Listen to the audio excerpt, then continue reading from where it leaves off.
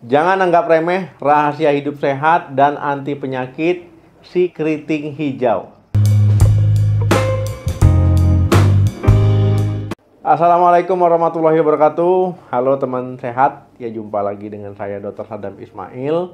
Kalau kita ngomongi sayuran, pasti yang kebayang itu bayam ya, wortel, kangkung.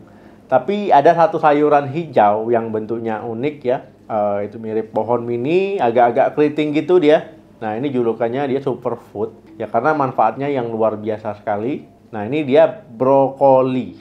Mungkin ada yang kurang suka karena rasanya, tapi setelah tahu segudang manfaatnya di video ini, ya dijamin ya teman-teman bakal nanti langsung pengen nambah brokoli di piringnya.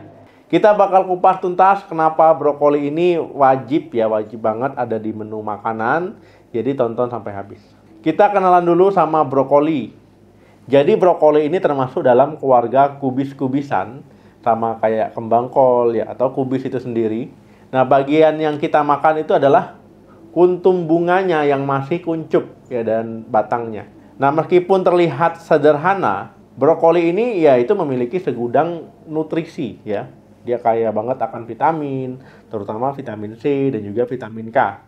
Kemudian mineral ya, seperti kalium, zat besi, kemudian juga serat ya, yang paling penting antioksidan serta senyawa bioaktif lain ya, seperti sulfopan dan juga indol 3 karbinol. Nah, yang punya efek luar biasa bagi kesehatan tubuh kita. Nah, apa saja sih manfaat brokoli untuk kesehatan? Nah, yang pertama itu melawan resiko kanker. Nah, ini adalah salah satu manfaat yang paling terkenal. Jadi brokoli ini mengandung senyawa yang disebut tadi sulforapen dan juga indol 3 karbinol. Jadi senyawa ini punya kemampuan yang hebat untuk membantu melindungi sel-sel tubuh dari kerusakan DNA dan menghambat pertumbuhan sel kanker. Nah, studi menunjukkan brokoli punya potensi dalam pencegahan kanker usus besar, ya payudara, prostat, dan paru-paru. Yang kedua, meningkatkan kekebalan tubuh. Jadi berkat kandungan vitamin C yang sangat tinggi, jadi brokoli ini yaitu dia sebagai pahlawan di sistem imun kita. Nah, vitamin C ini juga berperan ya untuk memperkuat daya tahan tubuh kita supaya kita nggak gampang sakit, misalkan kena flu, ya kena batuk, kena infeksi. Yang ketiga, menyehatkan jantung. Brokoli ini punya banyak serat, kemudian antioksidan, kemudian juga kalium ya, jadi baik untuk kesehatan jantung. Dia bisa membantu menurunkan kolesterol jahat ataupun LDL, kemudian mengurangi peradangan di pembuluh darah, dan juga menjaga tekanan darah tetap stabil. Nah, ini penting ya untuk jantung sehat, pembuluh darah sehat.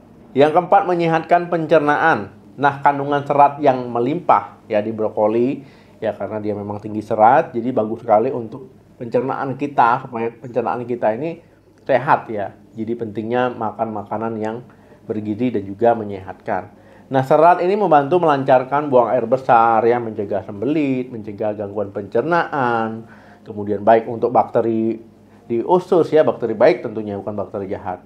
Jadi usus kita lebih sehat dan juga tubuh kita kuat kalau penyerapan, kemudian pencernaan kita baik. Yang kelima, menjaga kesehatan tulang. Jangan salah ya, brokoli ini juga kaya akan vitamin K dan kalsium.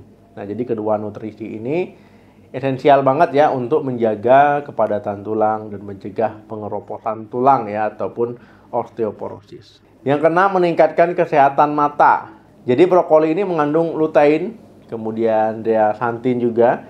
Jadi dia antioksidan yang bagus ya, yang baik untuk kesehatan mata. Jadi melindungi mata dari kerusakan akibat sinar UV dan bisa membantu mencegah katarak serta degenerasi makula.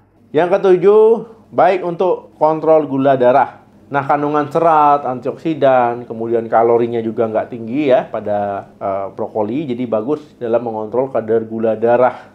Nah, jadi menjadikan makanan yang sehat untuk penderita diabetes. Jadi kalau makan brokoli, apalagi porsinya pas ya, ini teman-teman ya membantu teman-teman cepat kenyang supaya nggak makan yang berlebihan. Jadi gula darah bisa lebih terkontrol. Nah, jadi banyak ya manfaatnya. Terus yang paling penting gimana? Cara gampang mengkonsumsinya gimana?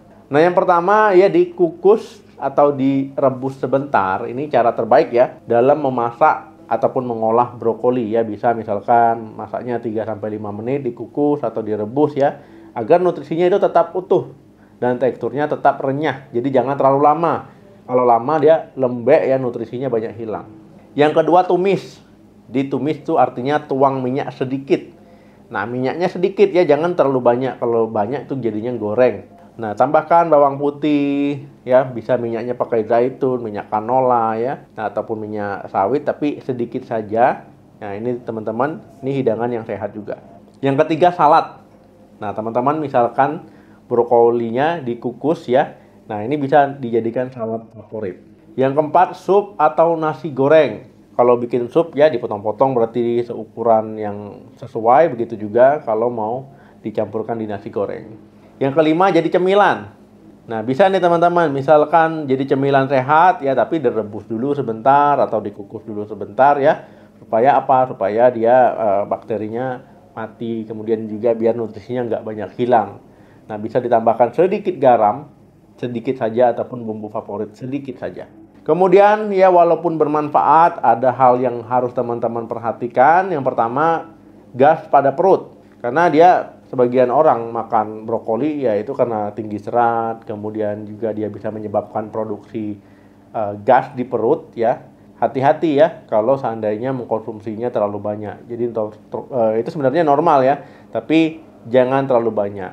Nah, gimana cara mengatasinya? Ya teman-teman, kalau konsumsi brokoli itu bertahap ya, jangan nanti dalam satu waktu terlalu banyak. Nah, yang kedua, pengaruh pada tiroid. Nah, ini untuk kasus tertentu ya.